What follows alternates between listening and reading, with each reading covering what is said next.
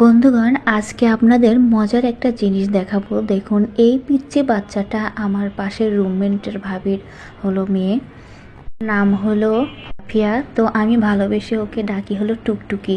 তো দেখুন, এখনকার বাচ্চারা এতটাই অ্যাডভান্স যে এই মেয়েটা কিন্তু ঠিকমতো দাঁড়ানোই শিখে নেই, মাত্র বসা শিখছে।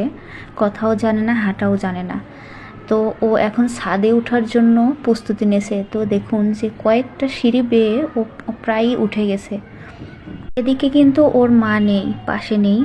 তো আমি এটা দেখে এটা ভিডিও ধারণ করলাম, কারণ ওর মাকে পরবর্তীতে দেখাবো এবং আপনাদের সঙ্গেও আমি একটু শেয়ার করলাম। আর এইদিকে দেখুন যে ছোট ছোট সোনামণিরা কি সুন্দর করে খেলছে।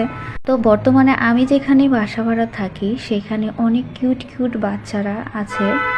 ওদের সব খেলাধুলা বা কথাবার্তা শুনলে আমি তাজ্জব হয়ে যাই, কারণ আমি এইরকমভাবে বাচ্চাদের আসলে কখনোই দেখিনি। এখনকার বাচ্চারা এতটাই অ্যাডভান্স আর এতটাই চালাক প্রকৃতির হয়। দেখুন কতটা বুদ্ধিমান। এখনও গ্রিলের কাছে আসতেছে যাতে করে গ্রিলটা ধরে উঠতে পারে, তো ধরলো না, ওটা অনেক দূরে হয়ে গেছে ওর কাছে।